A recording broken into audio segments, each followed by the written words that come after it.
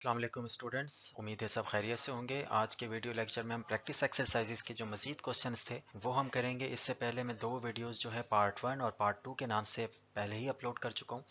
आज का जो वीडियो लेक्चर है वो उसी की कंटिन्यूएशन में है। तो हम लोग क्वेश्चन नंबर 10 तक हम कर चुके थे, तो क्वेश्चन नंबर 11 से जो है हम इसको स्टार्ट करेंगे। ठीक है, I am doctor Mohammad Arfan Ali. अगर आप लोगों ने मेरे चैनल को सब्सक्राइब या लाइक नहीं किया तो काइंडली वो कर दें, ताकि जब नेक्स्ट वीडियो आपके पास आए तो आपको नोटिफिकेशन और आपको उसको जो है इंटीमेशन हो जाए उसकी। ठीक है, क्वेश्चन नंबर 11 से हमने स्टार्ट करना है। क्वेश्चन नंबर 11 में देखें, आपके पास दो कॉम्प्लेक्स नंबर्स गिवन है, z and -7 + 5 iota and z = 3 iota. हमने फाइंड आउट क्या करना है, z + z star, z * z star, z - z star. What is z star here? z star here is a conjugate of a complex number. ठीक है, तो चलें देखते हैं इसको कैसे सॉल्व करते हैं। सबसे पहले हमने इसका कॉन्जुगेट फाइंड आउट करना है। तो कॉन्जुगेट -7 + 5 आयोटा का क्या हो जाएगा, -7 - 5 आयोटा। नाउ अब हम अगर फाइंड आउट करें z + z आयोटा, तो z + z स्टार किसके बराबर होगा, इसको हम ऐड कर देंगे। ठीक है, तो अब यहाँ पर देख सकते हैं ये जो +5 आयोटा है और -5 आयोटा है, ये एक दूसरे से कैंसिल आउट हो जाते हैं। तो -7 - 7 माइनस का 14 आंसर आ जाएगा। सिमिलरली इसी क्वेश्चन में रहते हुए जो पार्ट 1 है आपका, z * z स्टार का मतलब है इनको हमने मल्टीप्लाई कर देना। तो जब हम दोनों ब्रैकेट्स को मल्टीप्लाई करेंगे, तो जैसे आप लोगों को पता है ब्रैकेट्स को मल्टीप्लाई कैसे करते हैं, फर्स्ट टर्म के साथ, फिर फर्स्ट टर्म सेकंड टर्म के साथ, इसी तरह सेकंड टर्म फर्स्ट टर्म के साथ, फिर सेकंड टर्म के साथ मल्टीप्लाई करेंगे, तो ये आंसर आ जाएगा। सो यहाँ पर आप देख सकते हैं 35 iota minus 35 iota cancel out हो गए, तो बाकी आपके पास रह जाएगा 49 आयोटा। स्क्वायर क्या होता है, -1 होता है, तो माइनस माइनस प्लस का 25 आ जाएगा, और 49 + 25 is 74। So this is the answer. और इसका लास्ट पार्ट है z - z स्टार, क्योंकि ब्रैकेट से बाहर आप यहाँ पर आप देख सकते हैं ये माइनस का साइन आ रहा है, तो ब्रैकेट्स हम ओपन करते हैं तो ब्रैकेट्स के अंदर जो साइंस हैं वो चेंज हो जाएंगे। आप यहाँ पर देख सकते हैं -7 और +7 कैंसिल आउट हो गए, तो 5 आयोटा + 5 आयोटा इज 10 आयोटा। सो ये क्वेश्चन आपका ये वाला कंप्लीट हो गया।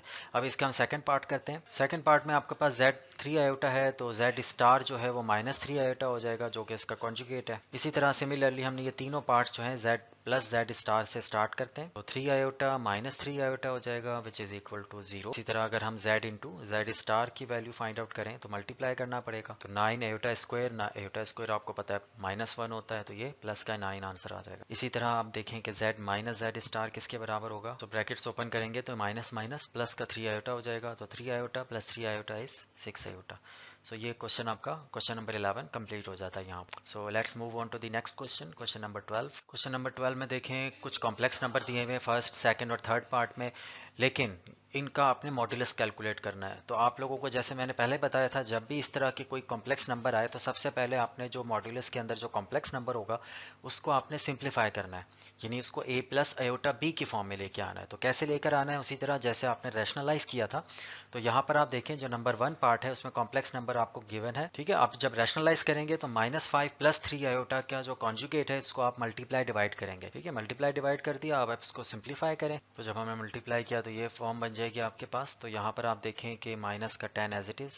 अब आप देखिए -6 × -1 प्लस का 6 है और ये माइनस का 10 है, तो -10 + 6 इज -4, -16 आयोटा। ठीक है, और डिवाइडेड बाय 25 + 9 विच इज 34। ठीक है, अब अगर आप ऊपर 2 से -2 कॉमन ले लें तो ये बचेगा 2 + 8 आयोटा डिवाइडेड बाय 34। 2 1 ज़ा 2, 2 17 ज़ा 34, तो ये बच जाएगा आपका 2 + 8 आयोटा डिवाइडेड बाय 17। ठीक है, अब आप इसका मॉड्यूलस ले सकते हैं, तो मॉड्यूलस ऑफ, ठीक है, ये इसके बराबर आ जाएगा। ये जो माइनस का 1/17 है इसको आप मॉड्यूलस से बाहर लेके जा सकते हैं, तो ये प्लस का 1/17 हो जाएगा और मॉड्यूलस सिर्फ रह जाएगा 2 + 8 आयोटा। ठीक है, ये माइनस का साइन कैसे खत्म हुआ, जब भी आप किसी नेगेटिव नंबर का मॉड्यूलस लेते हैं तो हमेशा नेगेटिव जो है वो पॉजिटिव साइन में कन्वर्ट हो जाता है। सो मॉड्यूलस सिर्फ आपने लेना है 2 + 8 आयोटा का। तो इसका जो फार्मूला होता है मॉड्यूलस का वो आपको पता है, अगर a + आयोटा b है और उसका आपने मॉड्यूलस लेना है तो वो a² + b² स्क्वायर रूट आता है। तो यहाँ पर आ जाएगा √2 का स्क्वायर + 8 का स्क्वायर। ठीक है, सो ये आप इसको सिंप्लीफाई करें। सो दिस इज द आंसर। इसको आप मजीद भी सिंप्लीफाई कर सकते हैं, जैसा कि अगर आप हैंडबुक में देखें तो थोड़ा सा डिफरेंट आंसर आ रहा है, लेकिन ये आंसर और वो आंसर इक्वलेंट है, तो ये भी आंसर एक्सेप्टेबल है अगर आप इतना भी आंसर इसका लिख देते हैं। ठीक है, तो चलें इसका हम सेकंड पार्ट करते हैं, विच इज दिस वन। इसी तरह जैसे पहले किया था, जो मॉड्यूलस के अंदर वाला फंक्शन है, जो कॉम्प्लेक्स नंबर है, उसको आपने सिंप्लीफाई करना है। ठीक है, तो लेट्स सिंप्लीफाई इट। तो सिंप्लीफाइड फॉर्म में जो इसका आंसर आएगा वो ये आएगा 5 - आयोटा डिवाइडेड बाय 13, ठीक है। अब ये जो 1/13 है यहाँ पर, इसको आप अलहदा भी कर सकते हैं क्योंकि ये कांस्टेंट है, तो ब्रैकेट के अंदर आ जाएगा 5 minus iota. Now you can calculate the modulus. तो जैसे हमने पहले किया था, जो कांस्टेंट होता है उसको हम मॉडुलस से बाहर लिख देते हैं। अब कांस्टेंट यहाँ पर क्या है, 1/13 है, तो 1/13 को हम बाहर लिख देते हैं। सिर्फ मॉडुलस आपने किसका लेना है, 5 माइनस आयोटा का, और इसका आंसर आ जाएगा स्क्वायर रूट ऑफ 25 यानी कि 5 का स्क्वायर, और ये जो -1 है इसका स्क्वायर लेंगे तो ये प्लस का 1 आ जाएगा, तो इसको आप मजीद लिख सकते हैं 26 square root divided by 13। So this is the answer. अब इसका हम थर्ड पार्ट करते हैं। अगेन आपने सिंप्लीफाई करना है, तो सिंप्लीफाई करने के लिए हम इसको रैशनलाइज करेंगे। तो अब यहाँ पर देखिए 21 आ रहा है, माइनस का 15 आयोटा स्क्वायर है, तो आयोटा स्क्वायर इज -1, तो प्लस 15, तो 21 प्लस 15 इज 36, और माइनस का 35 iota plus 9 iota is minus 26 iota, ठीक है। और नीचे आ जाएगा आपका 9 प्लस 25। 36 और 26 में से आप 2 को कॉमन ले सकते हैं, तो ये आ जाएगा 2 into 18 minus 13 iota divided by 9 plus 25 is 34। अब आप देख सकते हैं 2 1 ज़ा 2, 2 17 ज़ा 34, तो ये सिंप्लीफाइड फॉर्म में आपके पास ये आंसर आ जाएगा। So now you can take the modulus. उसी तरह 1/17 क्योंकि कांस्टेंट है उसको हमने मॉडुलस से बाहर लिख दिया है, और जो आपने मॉडुलस लेना है वो सिर्फ कॉम्प्लेक्स नंबर का लेना होता है, 18 माइनस 13 आयोटा। अब जब इसका मॉडुलस लेंगे तो ये आ जाएगा 18 स्क्वायर प्लस 13 स्क्वायर। जब इसका स्क्वायर लेके आप ओपन करेंगे यानी ऐड करेंगे तो ये आ जाएगा 493। तो दिस इज दी आंसर है, ठीक है। So I hope you understand it. अब हम नो, अब क्वेश्चन नंबर 13 है, फंक्शंस दिए हुए 4, ठीक है। इसमें आपने डोमेन और रेंज फाइंड आउट करना है। इस तरह की मैं काफ़ी सारी वीडियोस लेक्चर में पहले भी आप लोगों को दे चुका हूँ, ठीक है, जिसमें हमने डेडिकेटेड डोमेन और रेंज का ही लेक्चर मैंने आप लोगों को दिया था। तो ये उसी तरह का क्वेश्चन है, बल्कि ये ज़्यादा उससे ईजी है। सो चलें इसको हम देखते हैं 1 बाय 1। अच्छा, नंबर 1 अगर आप देखें, नंबर 1 में आपके पास जो फंक्शन है वो f of x equal to 3x है। नाउ ये पॉलिनोमियल फंक्शन है। पॉलिनोमियल फंक्शन में जैसे कि मैंने इससे पहले वाली वीडियो लेक्चर में मैंने आपको बताया था, जब भी कोई पॉलिनोमियल फंक्शन आता है उसका जो डोमेन और रेंज है वो set of all real number होता है। इसमें आपको कुछ सोचने की ज़रूरत नहीं होती है।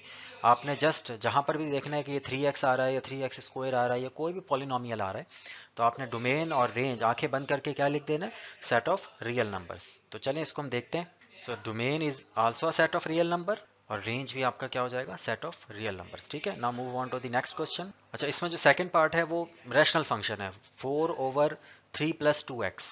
अब आपने इस तरह के जो रैशनल फंक्शंस होते हैं उसमें आपने बस ये ध्यान रखना होता है जो डिनोमिनेटर है उसमें जीरो नहीं आना चाहिए, क्योंकि जब भी डिनोमिनेटर में जीरो होता है फंक्शन अनडिफाइंड हो जाता है। तो आप यहाँ पर देखें कि 3 + 2x, x की जगह हम कौन सा ऐसा नंबर पुट करें जिसमें ये 3 + 2x 0 हो जाए। तो आप देख सकते हैं कि अगर मैं x की जगह 3/2 पुट करूं तो ये 3 हो जाता है, माइनस का 3/2 पुट करूं तो ये माइनस का 3 आंसर आ जाएगा, ठीक है। इसको मैं रफ वर्क में दिखा भी देता हूं आप, f ऑफ -3/2। तो आप देख सकते हैं ये आंसर आ जाएगा 4 डिवाइडेड बाय, तो x की जगह मैंने क्या पुट कर दिया, माइनस का 3/2। आप यहाँ पर देखें 2 से 2 कैंसिल आउट हो जाएंगे, तो ये आ जाएगा 4 डिवाइडेड बाय 3, -3 बच जाएगा और ये कैंसिल आउट होके 0 दे देगा आंसर। तो 4 divided by 0 which is undefined. So ये अनडिफाइंड है, तो इसका मतलब है x की जगह हम क्या पुट नहीं कर सकते हैं, माइनस का 3/2 पुट नहीं कर सकते। तो इसका जो डोमेन होगा वो सिंपल क्या होगा, set of all real numbers accept -3/2, ठीक है। तो इसको हम इस तरह से भी लिख सकते हैं, set of all real number, minus के बाद मैंने माइनस का 3/2 ब्रैकेट में लिख दिया, इसका मतलब ये होगा set of all real number except -3/2। इसको एक और भी तरीके से हम लिखते हैं कि -3/2 से नेगेटिव इन्फिनिटी और -3/2 से पॉजिटिव इन्फिनिटी, दोनों का यूनियन लेंगे, लेकिन -3/2 इसमें शामिल नहीं होगा, तो ये ओपन इंटरवल आ जाएगा। इसी तरह ओपन इंटरवल -3/2 कॉमा इन्फिनिटी। तो ये भी डोमेन को लिखने का तरीका है। और रेंज क्या होगा इसका, जैसे कि इससे पहले भी मैंने आपको वीडियो लेक्चर में बताया था, जब भी रैशनल फंक्शन का रेंज लिखते हैं वो हमेशा जीरो के अलावा तमाम रियल नंबर्स होते हैं, ठीक है। क्योंकि आप किसी भी नंबर को किसी भी नंबर से डिवाइड करें, कभी भी आंसर में जीरो नहीं आ सकता, क्योंकि रेंज आपका क्या होता है, आउटपुट होता है। क्योंकि आउटपुट में आपको कभी भी जीरो नहीं मिलेगा इस तरह के फंक्शंस में। तो आपने हमेशा यही लिखना है जब भी रैशनल फंक्शन आए कि range is the set of all real numbers except zero. या इसको आप ऐसे भी लिख सकते हैं कि -∞ to 0 यूनियन 0 to इन्फिनिटी। सो ये क्वेश्चन आपका यहाँ पर कंप्लीट हो जाता है। नंबर थर्ड में आप देखें, ये दोबारा आपके पास एक रैशनल फंक्शन है 2 डिवाइडेड बाय 3 - x। अब x की जगह ऐसा कौन सा नंबर हम पुट करें कि डिनोमिनेटर में 0 आ जाए। तो आप यहाँ पर देख सकते हैं कि अगर मैं x की जगह 3 पुट करता हूँ तो ये डिनोमिनेटर 0 हो जाता है। तो इसका डोमेन ऑटोमेटिकली क्या हो जाएगा, set of all real numbers accept 3। Range again क्योंकि ये रैशनल फंक्शन है तो set of all real numbers accept 0। Okay, अब हम लास्ट क्वेश्चन करते हैं। अब यहाँ पे जो लास्ट क्वेश्चन है वहां पर लिखा हुआ है स्क्वायर रूट ऑफ 5 - 2x। अब square root of square root का फंक्शन जब भी आ जाए तो आपने कोशिश ये करनी होती है कि स्क्वायर रूट के अंदर कोई नेगेटिव वैल्यू ना आ जाए, क्योंकि नेगेटिव वैल्यू का जो स्क्वायर रूट फंक्शन होता है वो अनडिफाइंड होता है। तो अब आपने यहाँ पर देखना है कि x की जगह कौन सा नंबर हम अगर पुट करें तो वो नेगेटिव आ जाए। तो इस किस्म के जो फंक्शंस होते हैं इसको अमूमन किस तरह से करते हैं, आप इनइक्वालिटी सॉल्व कर लें। यानी स्क्वायर रूट के अंदर जो फंक्शन है 5 माइनस 2x, ये this should be greater than equal to 0। तो आप 5 माइनस 2x को ग्रेटर देन इक्वल टू 0 रख के इस इनइक्वालिटी को सॉल्व कर लें, तो आपको x की जो वैल्यू है वो पता लग जाएगी। हमने क्या किया, माइनस 2x को इधर ही रखा, ये जो प्लस का 5 था इसको हम राइट साइड पे ले गए हैं तो माइनस का 5 आ गया। अब यहाँ माइनस का 2x आ रहा है तो इसको ख़त्म करने के लिए हम बोथ साइड क्या करते हैं, -1 से मल्टीप्लाई कर देते हैं। तो जब भी आप -1 से मल्टीप्लाई करेंगे तो ये प्लस का 2x हो जाएगा और इनइक्वालिटी का जो साइन है वो भी चेंज हो जाएगा। ठीक है, ये असूल होता है इनइक्वालिटी को सॉल्व करते वक्त कि जब भी आप किसी नेगेटिव नंबर से बोथ साइड मल्टीप्लाई करें या उसको डिवाइड करें तो हमेशा जो साइन है इनइक्वालिटी का वो चेंज हो जाता है। अगर लेस देन है तो ग्रेटर देन में चेंज हो जाएगा, ग्रेटर देन है तो लेस देन में चेंज हो जाएगा। नाउ x के साथ आप देखिए 2 आ रहा है तो 2 से आप बोथ साइड जब मल्टीप्लाई करेंगे, सॉरी डिवाइड करेंगे, तो ये आ जाएगा 2x divided by 2 less than equal to 5/2। तो 2 से 2 कैंसिल आउट, तो x is less than equal to 5/2। तो ये आपका डोमेन है। डोमेन क्या हो जाएगा, 5/2 से छोटे वाले नंबर। ठीक है, तो आप इसको लिख सकते हैं डोमेन इज -इन्फिनिटी टू 5/2। 5/2 क्योंकि यहाँ पर शामिल था, क्योंकि यहाँ पर लिखा हुआ हमने लेस देन इक्वल टू, तो 5/2 भी इंक्लूडेड है, तो हमने 5/2 के साथ स्क्वायर ब्रैकेट यूज किया है। तो ये जो डोमेन है 5/2 से छोटे वाले, 5/2 और 5/2 से छोटे वाले, ये वो नंबर्स हैं जिसमें आपको स्क्वायर रूट के अंदर जो फंक्शन है 5 माइनस 2x वो पॉजिटिव वैल्यूज आएंगे इसकी। ठीक है, और रेंज क्या होगा, रेंज आपका हमेशा इसका बहुत ईजी होता है। जब भी स्क्वायर रूट फंक्शन आपको नजर आए, ठीक है, डिनोमिनेटर में ना हो स्क्वायर रूट फंक्शन, हमेशा ऊपर हो, तो उसकी जो आउटपुट होती है वो हमेशा या तो जीरो होती है या जीरो से बड़े नंबर्स होते हैं। ठीक है, जीरो कहाँ पर आएगा, 5/2 के ऊपर, और 5/2 से जैसे जैसे आप छोटी वैल्यूज पुट करते जाएंगे तो आप यहाँ पर देखेंगे कि जो स्क्वायर रूट के अंदर अंदर जो आउटपुट है, फंक्शन का जो आउटपुट है वो जीरो से बड़ा होता जाएगा।